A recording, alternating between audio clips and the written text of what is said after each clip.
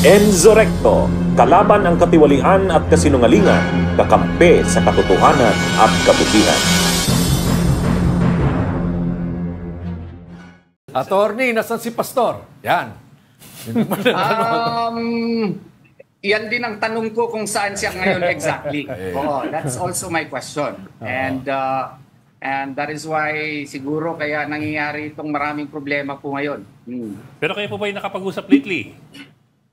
Lately, wala po. The last time that I was able to talk to him was a long discussion prior to the issuance of the warrant of arrest issued by the Senate. You haven't talked to him since the warrants were released? Yes. I was not able to talk to him, but it was a long discussion before that was issued.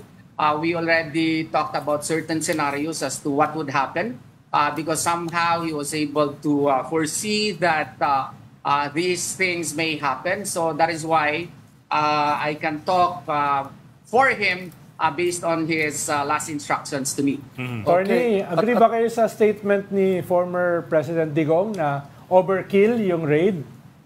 It was not only an overkill. I do believe, I have reasonable grounds to believe that it was even illegal, no? Let's talk about your initial impressions muna nung naglabas ng pahayag itong si Pangulong Duterte, dating Pangulong Duterte, regarding this raid.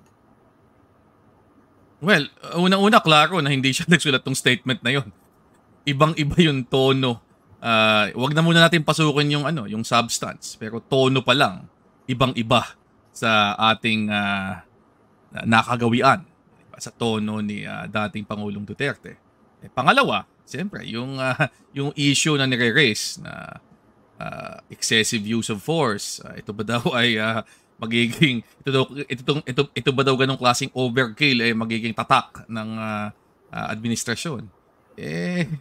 Una, klarong-klaro nung panahon niya, yun talaga ang tatak nung kanyang administrasyon. Hindi lang aresto, kundi outright na pinapatay ang mga suspect. In fact, sa madaming pagkakataon, he was quoted as giving instructions sa pulis na shoot to kill. Diba? Patayin ang mga suspect, barilin nyo yan, etc. Tapos pinagmamalaki pa niya mismo, na siya mismo daw, dati, nung siya ay mayor, pumaril siya at pumatay ng mga suspect. So, obviously, 180-degree turn to from yung mga naririnig natin sa kanya dati. Mula siya ay mayor ng Davao hanggang siya ay naging Pangulo ng Pilipinas. At nakakagulat talaga na biglang-bigla importante sa kanya ang constitutional rights. At ito, magsasite na naman ako ng isang sinabi niya dati. Minsan, sinabi niya na yung constitution daw natin piece of paper lang, di ba? So biglang ngayon mahalaga na uli, di ba? Pag ang karapatan na pinagtatanggol at dapat itaguyod ay karapatan ng isang medyo dikit sa kanya, di ba? Si Pastor Apollo Kibuloy. So mukha ba may crisis of credibility itong pahayag na ito coming from former President Rodrigo Duterte? Ako, hindi lang crisis ng credibility. Talagang complete absence of credibility pag si Rodrigo Duterte ang nagsasalita tungkol sa constitutional rights o rights of the accused o hindi paggamit ng excessive use of force sa pag-enforce ng batas. Dahil talagang ginawa niyang trademark ng kanyang pagiging Pangulo ang pagiging malupit laban sa mga taong hindi pa convicted. Madami nga dyan, wala pang kaso sa korte. Walang warrant of arrest. Pero, di ba, tinarget ng mga pulis, pinatay, at hindi natin pinag-uusapan, 1 o 2 tao dito. Ayon kay Attorney Chel Jokno, dun sa recent hearing sa Kongreso, more than 20,000 ang numero ayon mismo sa mga numero o statistics na pinahayag ng gobyerno noong panahon ni Pangulong Duterte. So, medyo ang hirap lang maniwala na sincero si Pangulong Duterte sa kanyang pagtaguyod ng importansya ng constitutional rights. Ganong nung siya ang nakaupo and he had not just every opportunity, but the duty to actually uphold the self-same constitutional rights ay hindi lang sa hindi niya ginawa, pero talagang halos direkta niyang binangga at binasag yung Bill of Rights sa ilalim ng ating konstitusyon. Okay. In the fact that he had to issue a statement in strong defense of his friend Pastor Kibuloy, anong basa niyo? Kasi tahimik siya pa rin sa ibang mga issues, ba? Pero dito, he came out. Bakit kaya? Tingin ko patunay lang yun dun sa gaano kalapit talaga si Pangulong Duterte at si Pastor Kibuloy. Hindi ko alam kung personal lang ba yung ties o merong ibang ties tulad ng pinansyal.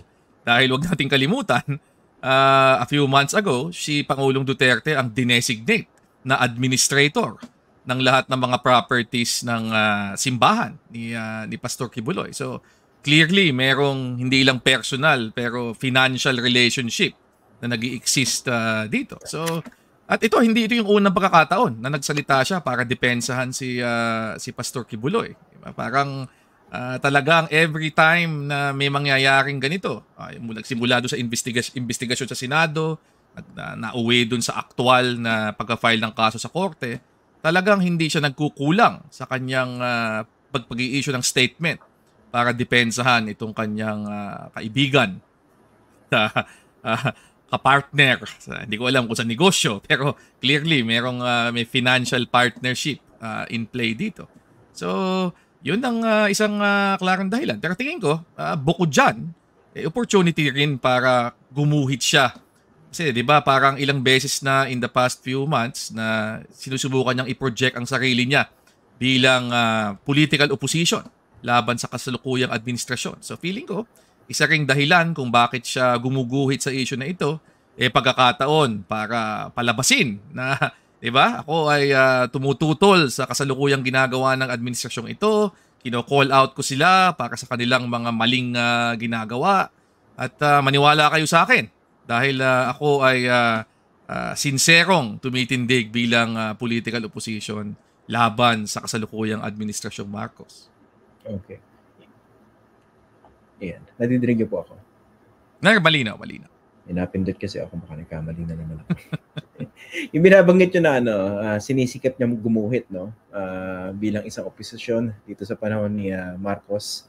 At of course, bigla niyan kina-champion yung human rights, no? Yung pagguhit na yan, mukha bang tatatak yan o babaon? Kasi ganito, no? Alam natin na yung issue ng human rights, napakahirap ipaliwanag for some reason. Sa mga ordinaryong Pilipino, it seems to be very nebulous a concept for a lot of Filipinos. Pero all of a sudden, si Duterte, despite his background, aminado naman siyang human rights violator siya. He's now espousing human rights as an advocacy, quote-unquote, no? Based on his pronouncements. So clearly, nakikita natin merong hypocrisy, merong matinding disparity night and day between what he was doing, what he was known for, and what he's now talking about when it comes to human rights. Ang tanong ko, babaon ba sa mga tao? Ako personally tingin ko hindi. Una, doon sa mga tao na talagang naniniwala at dati pang nag-i-espouse ng importansya ng karapatang pantao, ng Bill of Rights sa ilalim ng ating konstitusyon, ng due process sa sa law enforcement, hindi maniniwala kay Duterte yung mga yon kasi alam na nila na kung merong dapat idiin para sa pagiging violator ng human rights at hindi paggalang sa mga prinsipyong ito, walang iba yun kundi si Pangulong Rodrigo Duterte na 6 na taon talaga niyang hindi lang inimplement yung kanyang kapangyarihan sa paraan na talagang inignore completely ang human rights.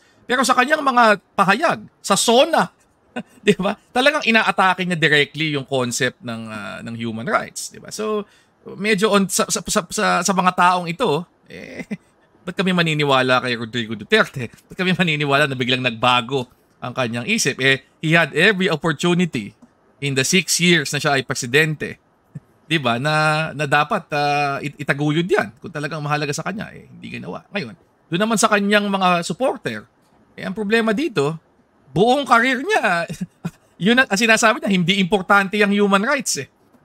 So, 'di ba, yung kanyang mga mismong supporter, tingin ko, siyempre, ang pananaw nun, talagang hindi importante yan, di ba? Hindi dapat ginagalang ang human rights ng mga taong humaharap ng pulis, di ba? Dapat talaga kriminal naman talaga yung mga yan, di ba? So ako Maaring yung iba, susubukang gamiting talk point, yung kanyang sinasabi ngayon. Pero kung babaon yun, talagang magbabago isip nila na importante ngayon, tingin ko hindi. Kasi klaro na siya mismo, yung kanyang track record at yung kanyang mga sinabi. Hindi lang nito nakaraang mga linggo, pero mas importante yung sinabi niya nung siya ay Pangulo at nung siya ay Mayor ng Davao, yun ang tatatak sa kanila. Diba? Kaya medyo mahirap lang, alam natin, hindi dapat tinitingnan yung tao. Tinitingnan dapat natin yung validity ng mismong statement. Pero sa kasong ito kasi, kung ganyang ka-glaring yung disparity doon sa track record ng tao at yung mga dati niyang sinasabi at yung ngayon kasalukuyan niyang sinasabi, medyo mahirap paniwalaan at mahirap tanggapin ang sinseridad ng kanyang mga bagong salitang binibitawan tungkol sa usaping ito. Okay, sige, himayin po natin yung sinabi niya, Attorney Barry. No? Kasi una, sincerity. Napaka-doubtful. Ang hirap paniwalaan yung kanyang all of a sudden pag-espouse sa issues ng human rights. Pero alam natin po yung human rights, yung mga batayang prinsipyo niyan, wala namang pinipilian, di ba? Miski bad guy o good guy, walang pinipilian. Kaya pantay-patay tayo sa mata ng batas. Meron tayong Bill of Rights sa ating konstitusyon.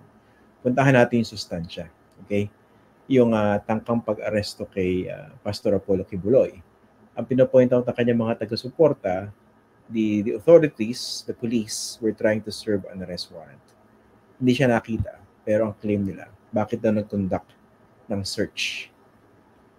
Based on what we know, hindi natin alam talaga yung nangyari. Pero kung babasihan natin yung mga ganong sinasabi, was there something wrong with that? Well, depende dun sa nature ng search. Ang general rule naman dyan, kung arrest warrant ang sineserve, hindi dapat maging basis yon for an actual search. Unless, yung tinatawag nating search incident to a lawful arrest. Diba? Inaresto ka, nahuli ka, kakapkapang ka. Diba? Para makita kung baka meron kang armas o meron kang pwedeng magamit para saktan yung pulis o para tumakas. Yon, legal yon. Ngayon, kung sa isang situation na iniisip ng pulis, meron silang probable cause to believe na yung tao nasa isang lugar at kailangan nilang pasukin para iserve yung arrest warrant doon. Ayun, pwede mag-conduct ng search in the sense na pwede mong hanapin yung tao. Kung loob ng bahay yan, pwede mong tingnan kung baka nagtatago sa cabinet, di ba? Ganun tipo. O nagtatago sa ilalim ng mesa o ilalim ng kama. Pwede yon. Pero kung search na bubulat-latin mga papeles, ganyan. O kaya magbubukas ng mga lalagyan, mga bag o ano man, naklaro naman na hindi pwede magtago yung tao doon, hindi kasya. Ayun, hindi pwede. Kasi kailangan mo na ng search warrant para sa ganung klaseng uri ng search. So, siguro ang simpleng sagot, pwedeng mag-conduct ng search so long as reasonably related doon sa pag-aresto. Diba? Yung paghahanap doon sa tao na kailangang arestuhin. So, hindi pwede, for instance, yung pumasok sa property, sa compound, nakita mga cabinet, pinagbubuksan, yung mga drawer, naghalog ng mga dokumento. Yung ganon. Kasi yun ang bawal. Kasi yun, malinaw na yung ganong klaseng search, wala nang kinalaman doon sa paghahanap doon sa tao. Diba? Hindi naman siguro kasya si Pastor Kibuloy sa drawer. Diba? Pero kung cabinet, pwede. Diba? Diba? Malay mo, nagtatago doon sa ilalim ng mga damit. Diba? O kaya, sisilipin mo yung ilalim ng kama. Diba? Ganun tipo. O kaya, magbubukas ka ng kwarto na sarado yung pinto kasi baka nagtatago doon. Yun yung mga pwede mong gawin. Kasi nga, pwede nga pumasok ang pulis sa isang bahay kahit na pinipigilan sila ng may-ari in service of an arrest warrant. Kung meron silang reasonable ground, probable cause na paniwalaan na nagtatago yung tao doon. Diba? Yun yung punto. Pero hindi lahat ng search pwede, diba? Yun yung punto. Again, dito po sa mga viewers and listeners natin, pinag-uusapan po namin ito ni Attorney Barry. Based on principle muna. Hindi naman natin alam kung talagang yun ang nangyari. Whether they search drawers, etc. Diba? Wala naman tayo doon. So, kunwari, kesame. Merong sinaserve na arrest warrant, pwede mong silipin yung kesame. Pwede. Diba? Kasi malay mo, nagtatago doon eh. Diba? Yun yung punto. Pero ako, dadagdag ko lang kung talagang concern si dating Pangulong Duterte, 'di ba? Na maaring na medyo marahas, 'di ba? Baka mamaya mali itong ginagawang ito. Simple lang naman ang kasagutan diyan eh. i-advise niya yung kanyang kaibigan, business partner, anuman, na sumuko na lang. Diba? Para humarap dun sa kaso. Hindi na hahanapin. Wala nang service ng arrest warrant. Diba? Usually, ganoon naman ang ginagawa eh. Diba? Pag alam mo meron ka ng arrest warrant, diba? Imbes na magtago ka pa, tumakbo ka pa, at alam mo baka may mangyari pa dun sa pagsaserve ng arrest warrant, usually, nagseset na lang ng date yan na kusang susurrender dun sa pulis at haharap dun sa kaso. So ako, hindi ko maintindihan kung napaka-concerned niya, diba, dito sa ganitong klaseng sa karapatan ng kanyang kaibigan at naniniwala siya na wala namang kasalanan, di harapin na nila. I'm sure wala namang shortage ng mga abogadong titindig para i-represent si Pastor Kibuloy sa korte, di ba? O sa preliminary investigation na gagawin ng Department of Justice. So, yun ang pinaka straightforward na paraan para maiwasan na ang anumang katanungan dito sa service ng warrant, di ba? Parang ikaw na mismo yung kumusang loob na humarap, di ba? Para hindi na magkaroon ng question. Kasi habang nagtatago ka, di siyempre binibigyan mo ng opportunity yung pulis na hanapin ka. At talagang hahanapin ka nun, di ba? Yun yung punto. At sa kurso ng paghahanap, kung talagang mare-raid yung bahay mo, mare-raid yung opisina mo, ano yun? Bahagi yun nung lehitimong pag-serve o pag-enforce ng isang outstanding arrest warrant. Magandang punto yan, especially coming from a former president who pledged to abide by the Constitution and a former prosecutor. Diba, lagi niyang niyayabang yun eh. Matagal Exactly. Okay. Tama. Ito may nagpapatanong. Diba? If former President Rodrigo Duterte is the administrator, ng property siya tato ng ng Kingdom of Jesus Christ. Tama ba? Di ba? He was designated administrator. Tinatanong dito niya, Iza Sigo, can he also be held liable for obstruction of justice? Or kaya, yung mga miyembro ng sekta na yan, pag sineserve yung warrant, tapos pinitigilan. Medyo himayin natin kasi wala naman si Duterte dun eh. Parang paano siya masasabihan na obstruction of justice. Naglabas lang naman ng statement, no? Pasensya na po, ako na sumagot, no? Wala naman siya ron eh. Hindi naman hinara yung katawan niya, wag yung arrestuhin. Pag ganun, di ba, obstruction, tama ba? Oo, ano yan eh, violation, ang obstruction of justice pinaparusahan under PD 1829. So, kailangan pakita na may ginawa yung tao talaga para tulungan yung isang, fugitive. Diba? Isang tao na mayroon ng arrest warrant, gumawa ng krimen, na-aresto ngayon, o kaya nasintensyahan na, tumakas, mga ganun tipo. So, pero kailangan ipakita na direkta ikaw mismo may ginawa. So, kung halimbawa, ang tie lang administrator siya, tapos tumulong ang mga ibang membro ng simbahan para itago si Kibuloy, mahirap na maging basis yun para siya ay kasuhan o ihabla dyan. Pero kung mapapakita na, halimbawa, nagbigay siya ng utos doon sa mga tao na yun, na, yan, itago nyo si Kibuloy. Yun, ibang usapan yun. Pero kailangan merong ganong maipapakita. Hindi pwedeng, porke meron siyang posisyon, yun na, on that basis, magkakaroon na siya ng criminal case for obstruction. Dapat talaga siya mismo merong gawin directly para tulungang makaiwas sa hustisya yung isang taong hinahabol ng korte. Ganwari yung nagkukup-kup kay Kibuloy. Ganwari lang. Ayun. Yung nagkukup-kup. Pwedeng kasuhan yun. Hindi lang ng obstruction of justice sa ilalim ng PD 1829, pwede ring makakasuhan ka bilang accessory doon sa krimen. Kasi bahagi ng liability ng isang tao, hindi lang yung para sa krimen sa Pilipinas, hindi lang yung mismong gumawa ng krimen, pero pati yung mga taong tumulong dun sa taong gumawa ng krimen. So ito yon. Kung ikaw ay tumulong na makatakas yung isang gumawa ng krimen, o kaya tinago mo siya, okay, yon, ang tawag sa iyo accessory. At meron kang pwede kang maging liable para doon. Pwede ka ding makasuhang criminally as an accessory doon sa original na crime na naka-charge kay Pastor Kibuloy. May hula ng salita na ang ibig sabihin dito ay ang pagkakaisa. Bunyog Party List. Halika na, Bunyog Party List ka na. Halika na, Bunyog Party List ka na. Sa susunod, ang atinang suportahan, Bunyog Party List, nagtataguyod ng katotohanan, lumalaban para sa bayan.